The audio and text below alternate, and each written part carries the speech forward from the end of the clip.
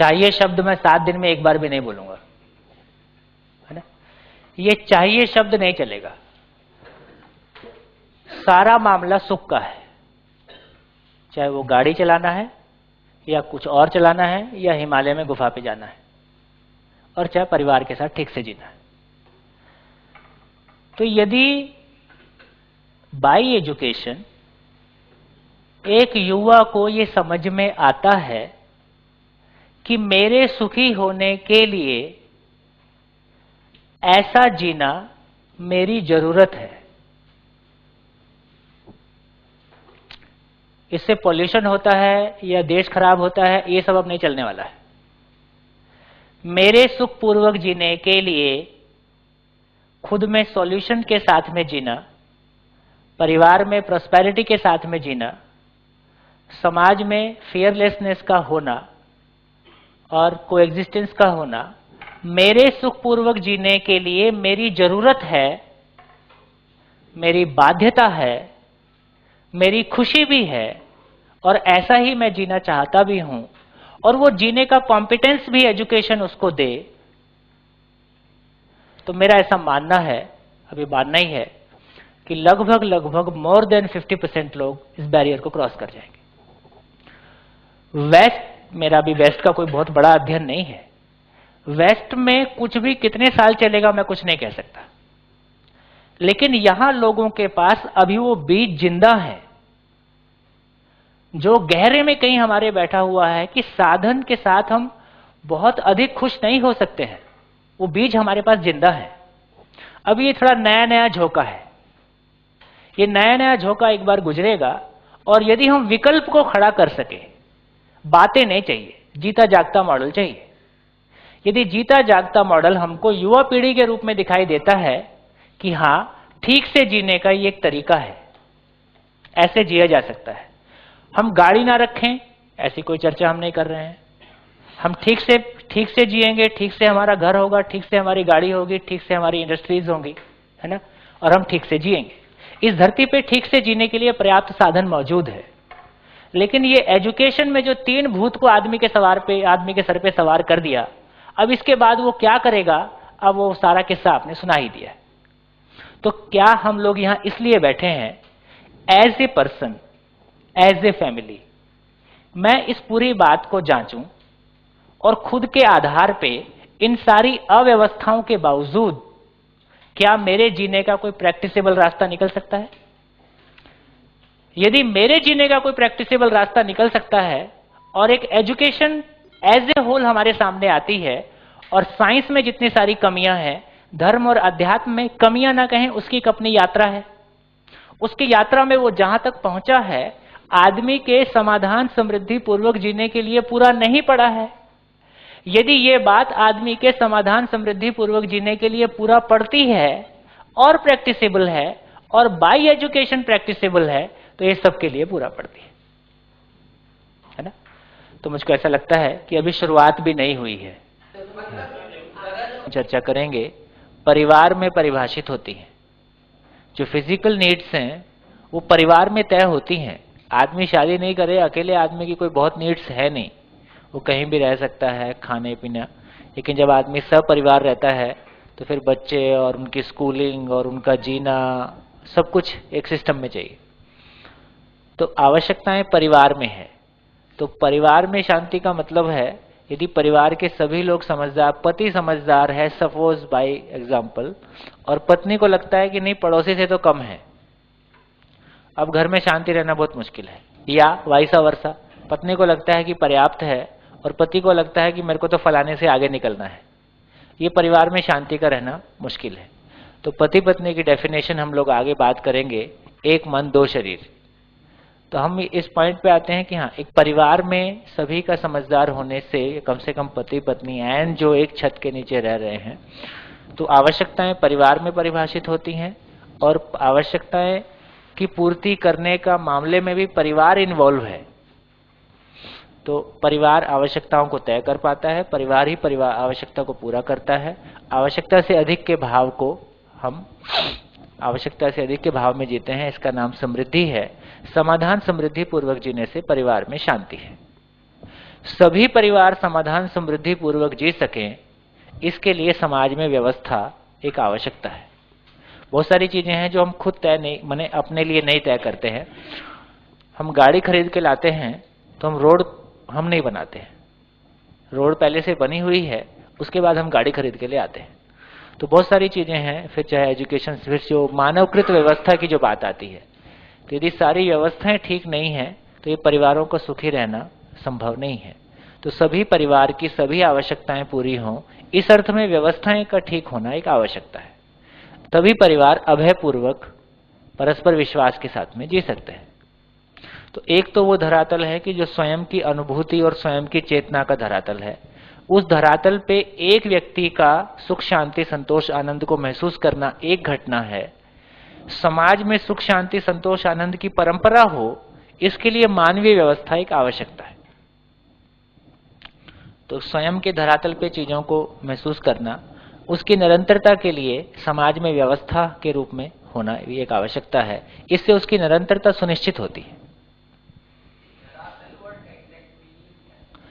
धरातल means consciousness level.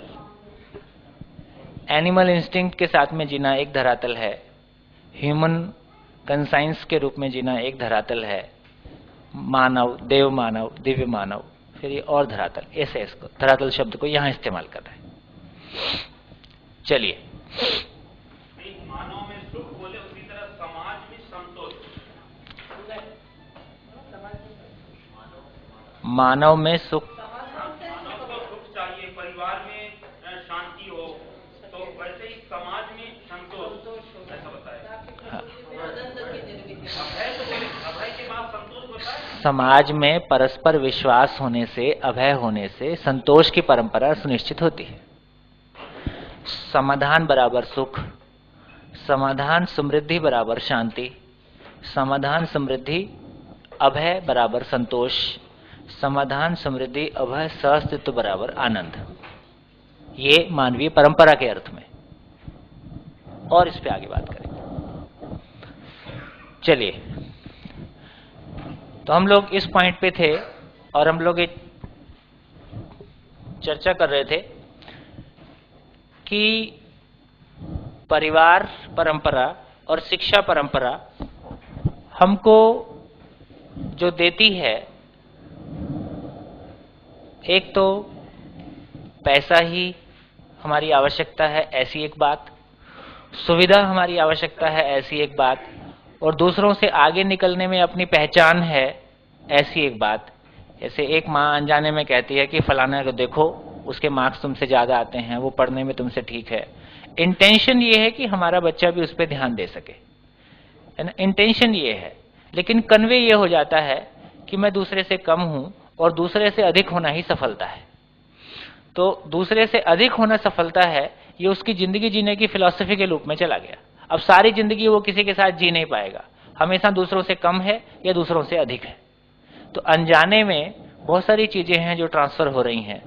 इस रूप में हमने देखे तो हमने इस बात को, ये काफी सेंसिटिव मुद्दा है, और जैसा कि सर ने काफी इसको एलेबोरेट किया या बाकी लोगों ने भी इसको काफी कहा, इसको एक दूसरे रूप में कभी कभी मैं कहता हूं, और इसको आज फिर इसको रिपीट करता हूं कि जैसे एक आदमी अपने सुख की यात्रा पर निकला, रायपुर से निकला और उसको सपोज दिल्ली पहुंचना है, बंबई पहुंचना है, जहां सारा सुख है, एक मान लेते हैं एक मंजिल के रूप में, और रास्ते में नागपुर पड़ता है।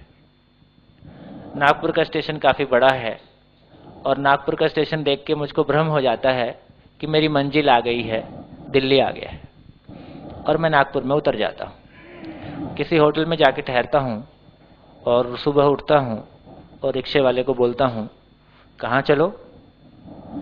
संसद। ये नॉइज करता है, संसद चलो। अब रिक्शे वाला भी नया था, वो भी घुमाता है पूरे शहर में, संसद ढूंढता है, शाम को वापस दोनों होटल लौट आते हैं और संसद नहीं मिलता है। अगले दिन फिर सुबह निकलते हैं संसद की तलाश में, संसद मिलेगा?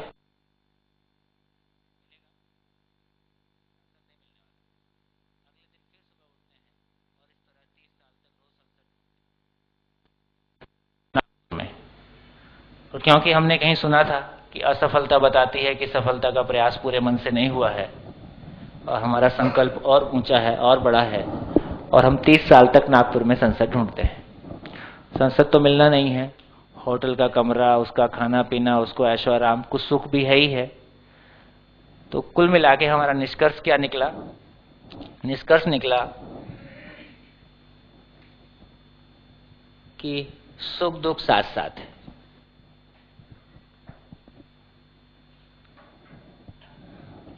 है ना?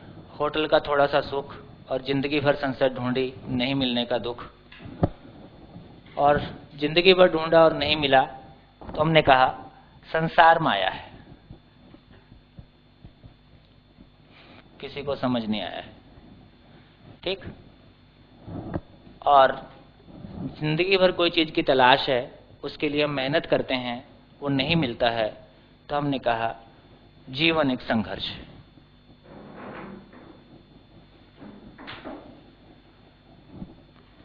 ये अंतिम ज्ञान सबके पास सुरक्षित रहता है, जिसको युवा पीढ़ी सुनना नहीं चाहती है।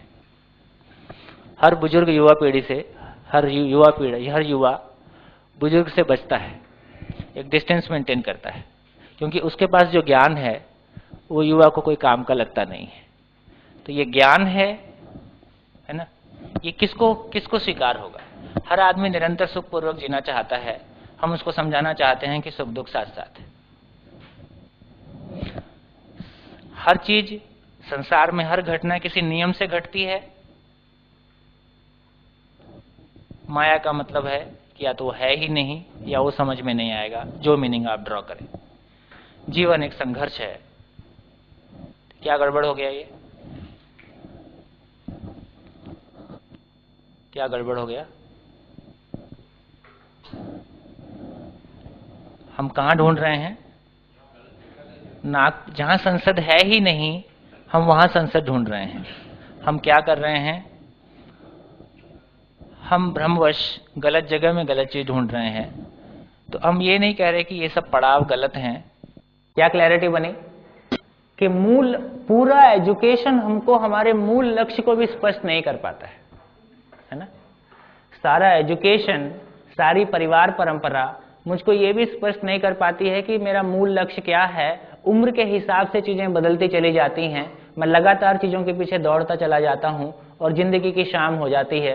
किसी पॉइंट पे जाके हमको लगता है कि सुख दुख साथ साथ है, जीवन एक संघर्ष है, संसार माया है। जबकि अब समझ में आता है कि भ्रम बराबर समस्या बराबर दुख, और समाधान बराबर सुख, है ना? तो दुख, हाँ जी, ये कैसे है? भ्रम, जो चीज जैसी है उसको वैसा ना देख पाना।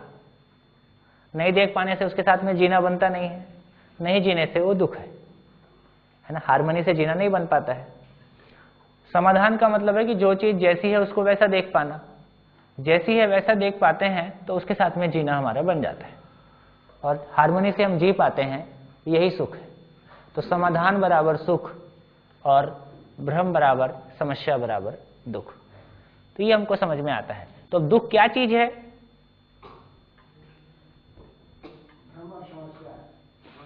हाँ, तो दुख मात्र सूचना है कि समाधान का अभाव है, और समस्या है तो समाधान है ही। समस्या है तो समाधान है ही, क्योंकि एग्जिस्टेंस में कोई समस्या नहीं है ना? समस्या does not exist. The only thing is we are not able to understand the things as they are. हाँ,